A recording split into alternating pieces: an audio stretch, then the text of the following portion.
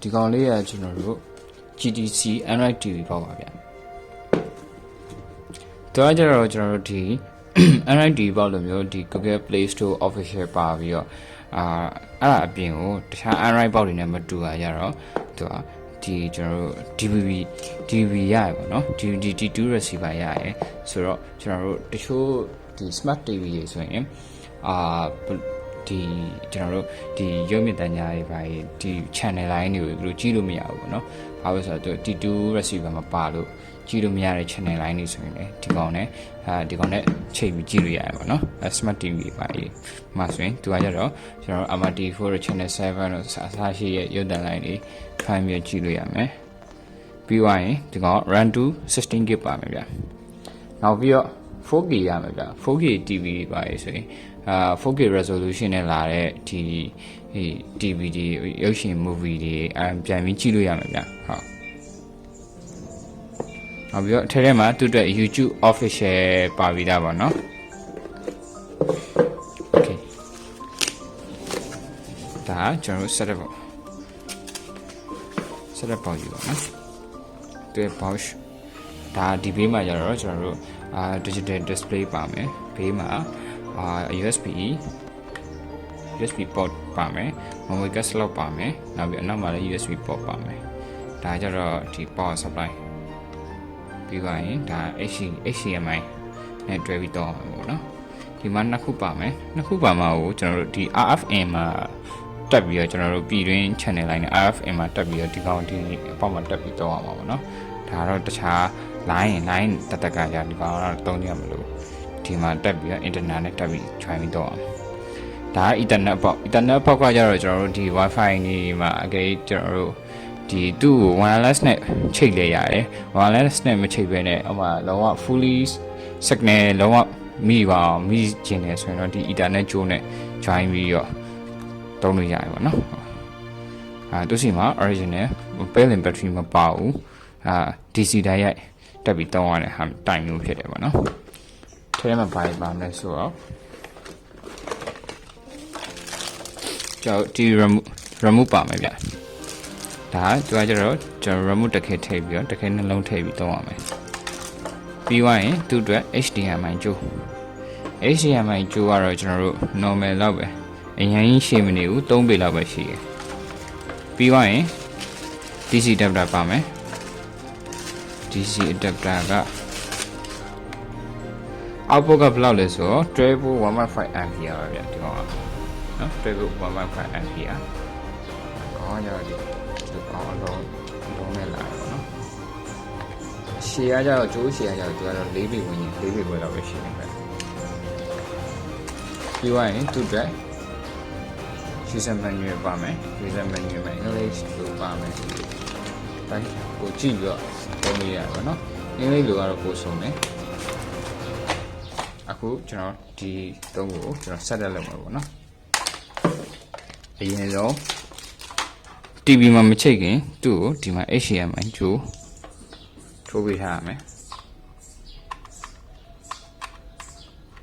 ဒါ HDMI ကြိုးပေါ့နော် HDMI out ပြီးသွားရင် power supply ကိုထိုးပေးထားမယ်power supply ကတော့ okay ရပြီအဲ့ဆိုရင်ကျွန်တော်တို့ဒီနှစ်ခုရတယ်ဒီနှစ်ခုမှာဒီ HDMI cable ကကြတော့ TV မှာတော့ထိုးမယ်ပြီးသွားရင်ဒီ plug ပေါက်ကကြတော့ကျွန်တော်တို့plug ပေါက်မှာတော့ထိုးမယ်အဲ့ဆိုရင်ကျွန်တော်အခုဒီကောင်ကို plug ထိုးလိုက်မယ် plug တွားကြတော့ကျွန်တော်ဒီ secret တို့ပေါ်မှာခံပြီးသုံးခွင့်တော့ပို့ကောင်းတယ်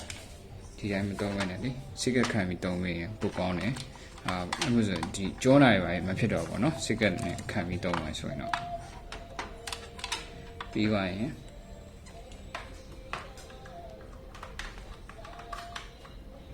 ဒီ HDMI အောက်မှာထိုးမယ်ပြီးရင်ကျွန်တော် TV ဖွင့်လိုက်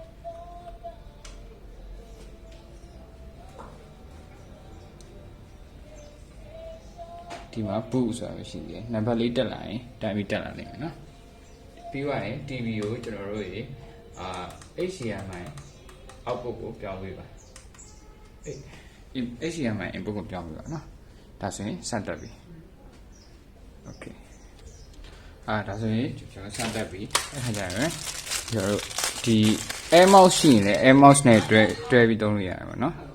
ဒီ air mouse မရှိရင်လည်းကျွန်တော်တို့ဒီရိုးဟာနဲ့သုံးဒီ remote နဲ့ပဲသုံးလို့ရတယ်နော်ဒီမှာကျတော့လောလောဆယ်ကျွန်တော်အထက်တဲ့ကို remote ထည့်မှာတကယ်ထည့်ပါပြီ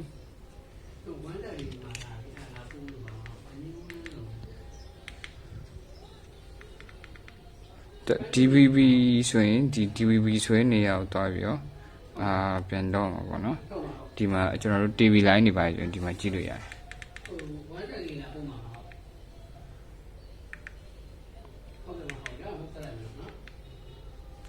ပြီးသွားရင်ဒီမှာ Play Store ရှိရပါတော့ Play Store မှာကြည့်နေတယ် Play Store မှာကျတော့ကျွန်တော် app တွေပါပြန် download ရမယ်ဗျာ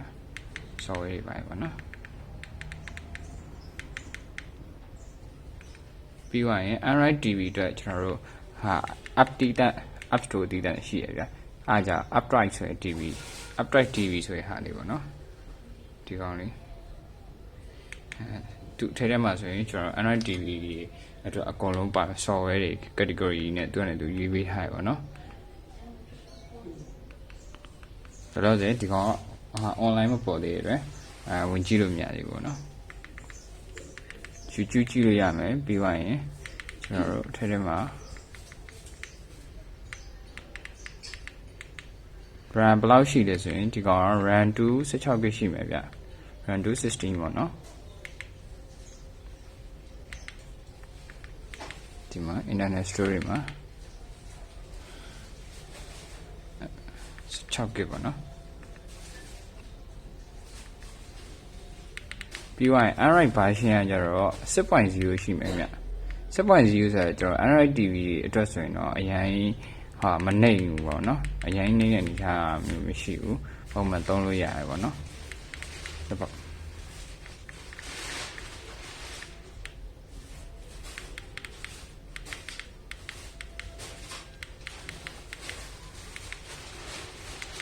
ဒီမှာဒါ Android version နော်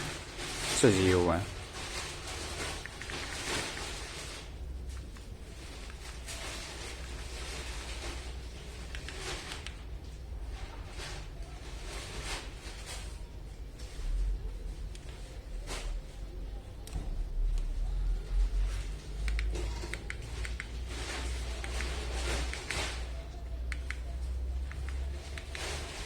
ဒါ2 TV ရဲ့ resolution ပေါ့နော်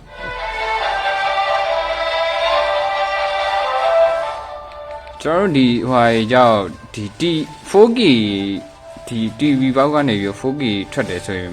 ဒီ TV က 4K support မပေးဘူးဆိုရင်မရအောင်เนาะ 4K resolution နဲ့ကြည့်လို့မရဘူးအဓိက 4K resolution ကြည့်လို့ရမယ့် TV နဲ့ဒီကောင်နဲ့တွဲမှာတာ 4K TV ကိုလုံးဝ fully အပြည့်အဝခံစားပြီးကြည့်လို့ရမှာပေါ့เนาะ